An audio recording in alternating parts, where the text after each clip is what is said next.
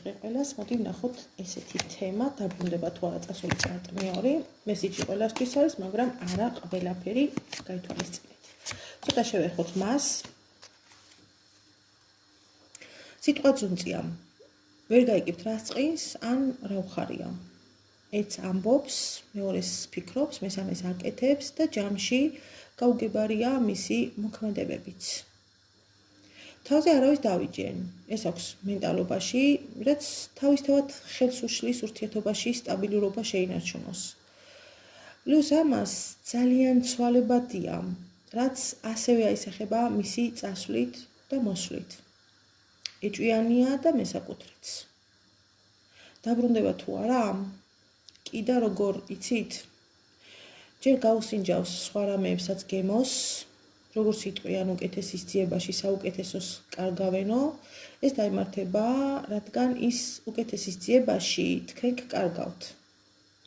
რასაც გააცნობიერებს, გაანალიზებს და მოინდომეს დაბრუნებას კიდეც. დიდად სიტყვების კორიანტელით ნამდვილად არ აგავსებთ, მაგრამ 2-3 სიტყვაში გეტყვით იმას, რომ დააკლდით მთელი ეს დრო, რაც უთქვენოდ იყო. ამის გამბედაობა ექნება, ადრე თუ გვიან. სხვათა შორის მცდელობები ნაბიჯების მხრივ ხშირად აქვს, თუმცა მაინც უკან იხევს.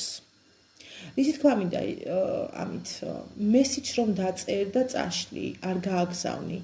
ტელეფონს რომ აიღებ, ნომერს აკრებ და არ დარეკავ. აი ამას ვგულისხმობ მისი მოქმედებების მცდელობებში.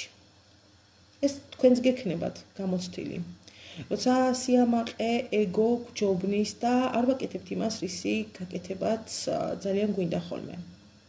მსგავსად არის თქვენი პარტნიორიც.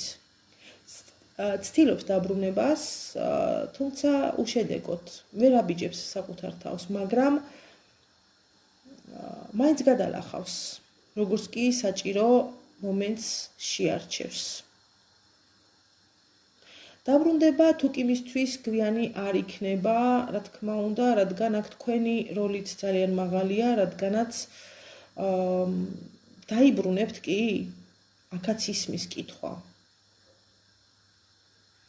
მისთვის გვიანი ხომ არ იქნება მისი ნაბიჯები და მოქმედებები, რომელსაც სიტყვებში გადმოიტანს. აი, ამაშია საქმე. თუმცა თუ გაუმართლებს, მიიღებთ. თუ არ გაუმართლებს, არ მიიღებთ. წარმატებები ინდივიდუალურად 557-1673-53 Facebook-ზე ქართული შრიფტით ტაროს პასუხები. ნუ მირეკავთ, მომწერეთ და გიპასუხებთ.